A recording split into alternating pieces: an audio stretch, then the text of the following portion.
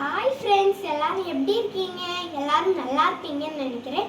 இன்னைக்கு நம்ம இன்ஸ்டன்ட் சட்னி எப்படி செய்யறதுன்னா பார்க்க போகிறோம். வாங்க, இப்போ தேவையான பொருள்கள் என்னெல்லாம் பார்ப்போம். 2 பெரிய வெங்காயம், 6 மிளகா வத்தல், 6 பல் பூண்டு, தேவையான அளவு கருவேப்பிலை, 1 கைப்பிடி பொரிக்கடலை, தேவையான அளவு உப்பு. வாங்க இப்போ அதை எப்படி செய்கிறதுன்னு பார்க்கலாம். வாங்க இப்போ ஒரு கடாய் எடுத்துட்டு அதில் எண்ணெய் விட்டுக்கலாம். வாங்க இப்போ எண்ணெய் காஞ்சிருச்சு, உளுத்த பருப்பு போட்டுக்கலாம். அந்த 6 பல் பூண்டையும் போட்டுடலாம்.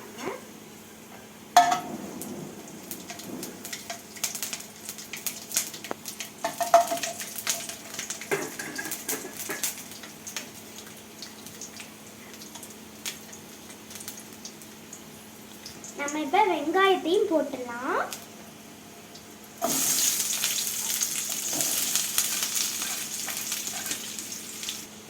வெங்காயம் ஒரு 2 நிமிஷம் எண்ணெயிலேயே வதங்கட்டு.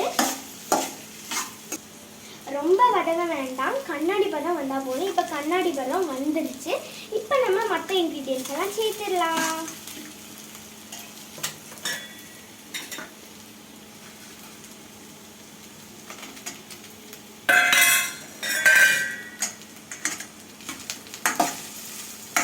இப்போ வரமிளகா போட்டிருக்கேன், வரமிளகா வதங்கிடுச்சு.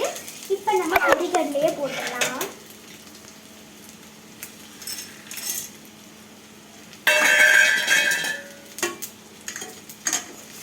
பொரிக்கடலையே போட்டாச்சு.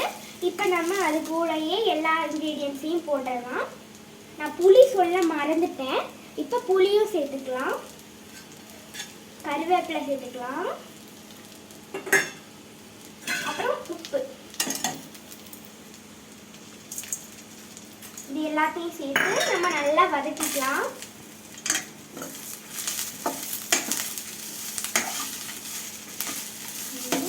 இப்போ எல்லாத்தையும் வதக்கி எடுத்தாச்சு. இது இப்போ நம்ம நல்லா ஆற வச்சு மிக்ஸியில் அரைச்சிக்கலாம். அரைச்சி எடுத்தாச்சு. இப்போ நம்ம தாளிச்சு ஊற்றிக்கலாம். எண்ணெய் ஊற்றிக்கலாம். எண்ணெய் காஞ்சிச்சு, உளுத்த பருப்பு போட்டுக்கலாம். உளுத்த பருப்பு காஞ்சிருச்சு, கடுகு போட்டுக்கலாம். கடுகு நல்லா பொரிஞ்சு வந்துருச்சு. இப்போ மிளகா வத்தல் போட்டுக்கலாம். இப்போ கருவேப்பிலையும் போட்டுக்கலாம்.